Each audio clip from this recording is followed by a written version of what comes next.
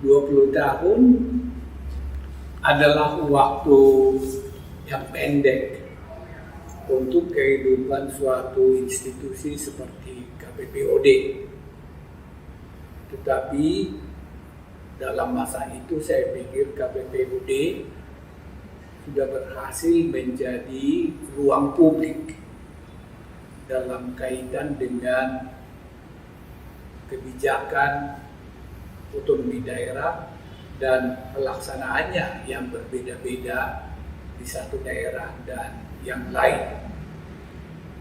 Pada permulaannya memang otonomi daerah adalah sesuatu yang exciting di Indonesia ya, karena kultur kita sebenarnya sangat sentralistik, baik di politik maupun di adat istiadat maupun di kehidupan sehari-hari. Karena itu undang-undang desentralisasi yang praktis menyerahkan pengurusan semua kebijakan selain agama, politik luar negeri, pertahanan, moneter, dan hukum ya, judiciary.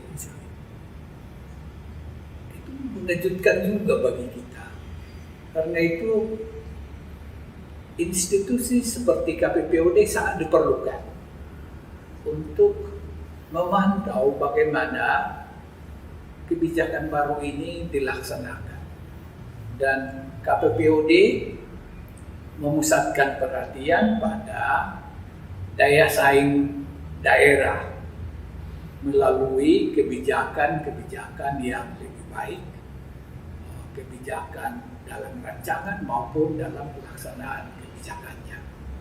Dan dalam 20 tahun itu KPPOD berhasil meluncurkan beberapa produk atau layanan yang saya pikir sangat berfaedah bagi pemerintah daerah, bagi kalangan bisnis maupun kalangan akademia dan organisasi pemerintah sepanjang menyangkut perancangan dan pelaksanaan otonomi daerah. Dan I hope hasil itu sudah bermanfaat bagi masing-masing pihak, dan saya pikir dengan demikian kehadiran KPPOD berhasil menyumbang bagi pelaksanaan otonomi daerah seperti diniatkan dalam undang-undang kita. Memang KPPOD sendiri kan adalah prakarsa bersama. Apindo yang mewakili dunia usaha, kemudian perguruan tinggi, beberapa perguruan tinggi, dan CSIS, dan media. Jangan lupa itu. Ini adalah usaha bersama, dan sampai sekarang juga sifat ini kita pertahankan.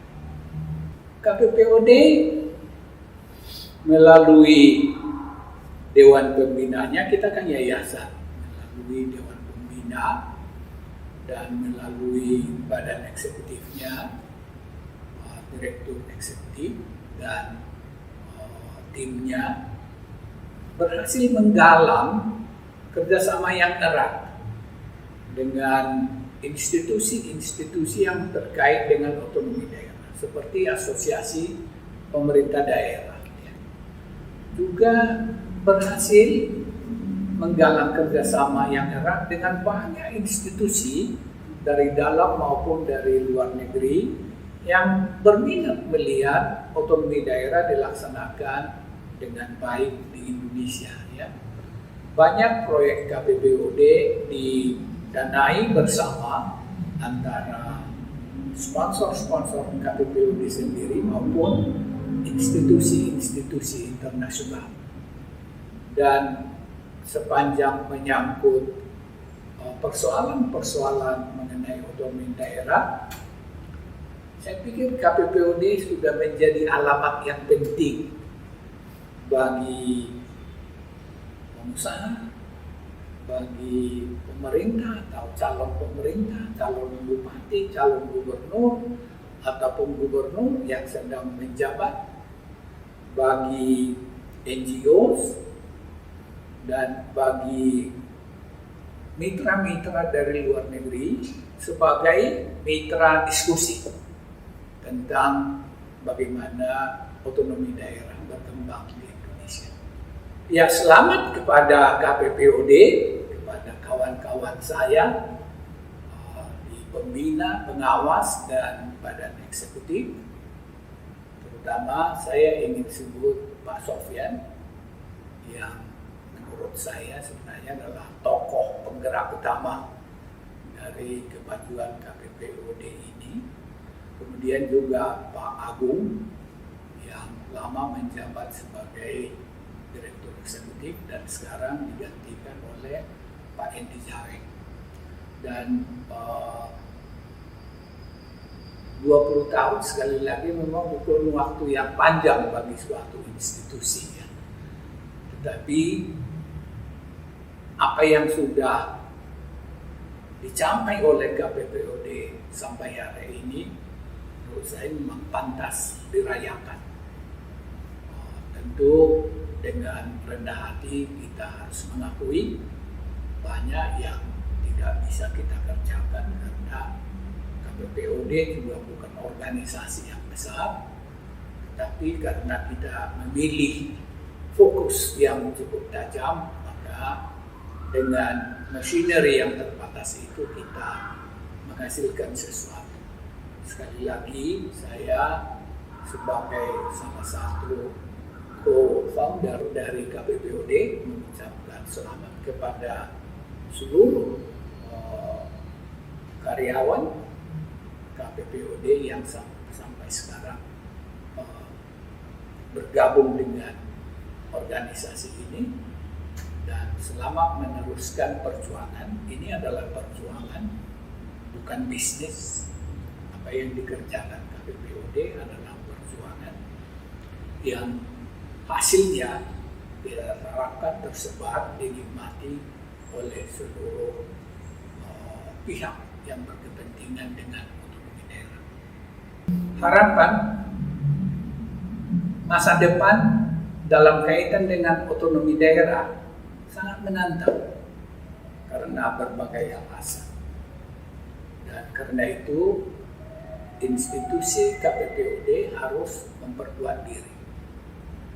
Yang pertama, desentralisasi dan otonomi daerah akan berpusat persoalannya pada urbanisasi. Kota kecil menjadi kota sedang menjadi kota besar menjadi metropolitan, atau menjadi kota mega. Dan di Indonesia ada beberapa calon kota mega. Dan persoalan perkotaan adalah persoalan yang sudah ribuan tahun dan memerlukan penanganan yang sesuai dengan zaman, menggunakan teknologi zaman. Yang kedua, berkaitan dengan itu, sementara kita bicara tentang desentralisasi dalam pemerintahan, rakyat justru memusat ke kota-kota. Ya, ini menimbulkan persoalan tersendiri. Bagaimana kebijakan desentralisasi, kebijakan tentang perimbangan keuangan negara, pusat dan daerah, dan kebijakan tentang pemerintah daerah perlu dirumus ulang di tahun-tahun yang akan datang. Kehidupan rakyat itu semakin memusat ke kota-kota besar, tapi dalam politik kita bicara tentang desentralisasi, soal hubungan keuangan pusat dan daerah, soal pemerintahan daerah, dan urusan-urusan lain. Ini terjadi antara lain karena kematian dari jarak. Dengan teknologi yang luar biasa ini, physical distance died. Jadi kita juga alami kan, sebagian dari public service seperti social protection itu bisa dideliver langsung dari pusat ke masing-masing warga. Ini menimbulkan kan persoalan. Itu kedua. Kelompok ketiga adalah pemerintah daerah harus bisa menjadi mesin pemerangan ketimpangan. Ketimpangan adalah persoalan yang sangat berat di seluruh dunia, termasuk di Indonesia. Dan karena hidup rakyat semakin memusat di perkotaan, maka persoalan ketimpangan juga menjadi urusan utama dari pemerintah-pemerintah daerah. Mulai dari lurah, camat, bupati, wali kota, gubernur.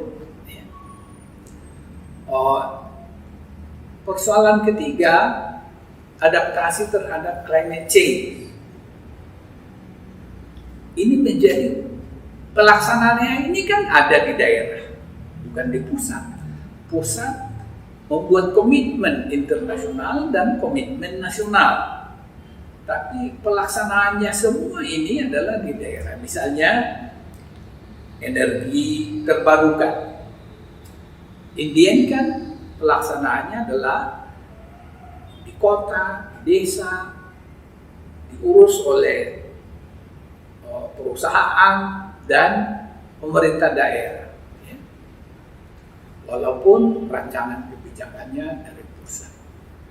Juga biodiversity. Ini tidak boleh kita perlakukan lagi sebagai urusan sampingan. Ini sudah menjadi urusan inti dalam peradaban manusia sekarang. Dan sekali lagi, kota sebagai persoalan pokok desentralisasi harus bisa menjadi katalis internalisasi dari persoalan-persoalan ini ke dalam kebijakan. Ini dirangkum dalam satu istilah yang disebut smart city. Kita harus berubah luar biasa, tidak kecil-kecil. Istilah kerennya grand resetting. Belum lagi literasi informasi warga yang luar biasa, dan pemerintah daerah harus bisa memanfaatkan itu untuk pemajuan daerah, terutama pemajuan kota-kota yang kita harapkan di depan sungguh-sungguh adalah mesin perkembangan ekonomi kita. Saya orang desa aslinya, tetapi potensi pertumbuhan di desa itu sangat terbatas. Kalaupun kita bicara mengenai pariwisata, Indian kan pusatnya adalah kota. Tapi memang hubungan dengan periferinya, dengan pedesaannya harus bisa diperbaiki. Nah, KPPOD harus bisa adaptasi terhadap itu, memantau pelaksanaan otonomi daerah yang berhentikan otonomi kota yang cerdas, smart, kota yang menjadi mesin pengatasan kemiskinan, penyediaan lapangan kerja, pengatasan climate change di tingkat lokal, dan pengatasan loss of biodiversity, kehilangan keragaman kehidupan. Tapi 20 tahun kita lalui dengan selamat. Saya percaya bahwa KPPOD akan bisa renew itself untuk tangguh, dewasa menghadapi persoalan-persoalan baru itu.